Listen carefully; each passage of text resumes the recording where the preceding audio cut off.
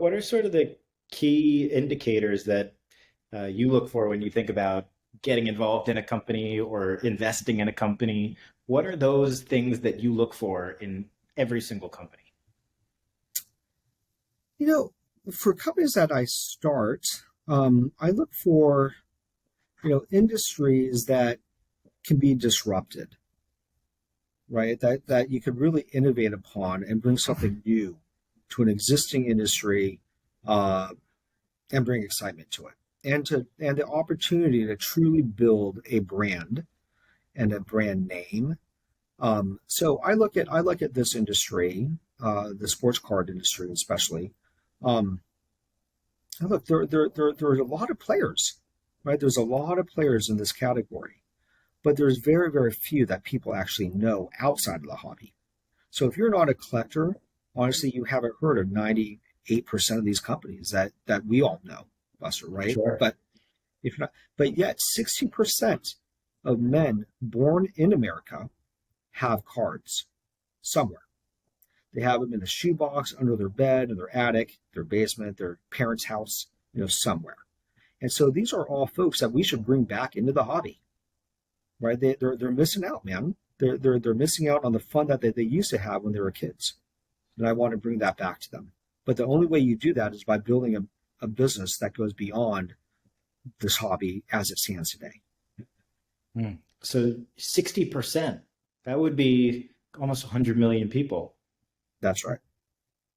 That's right. No, actually, maybe about 80 million people, because you That's have to imagine some are kids, and some are the population is what, 300, a little north of 300 million. Half of that male, female.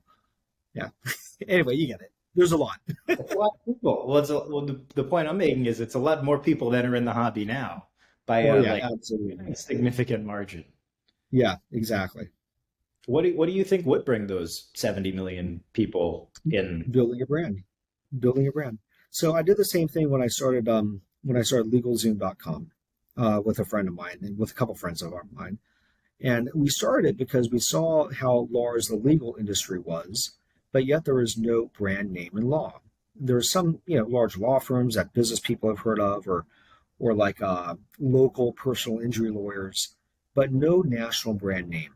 And so we've always felt like if you built that brand name in law, like the only name that people know, LegalZoom, right, then it's worth something, right? And so that's what we set out to do when we started building. And look, to build a brand, it takes time, right? It takes a few things. It takes time, it takes money, and it takes extreme consistency in your promise, right? So if you deliver upon what you promise over time consistently, you will build a brand that resonates with people, that people trust, that people could rely on.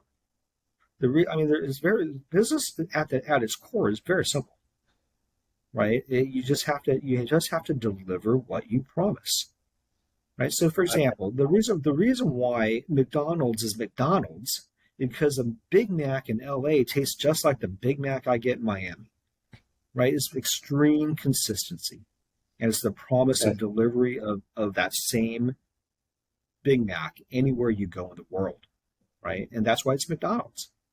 yeah, delivering and over delivering have uh, good effects when they compound. You do it over a long period of time.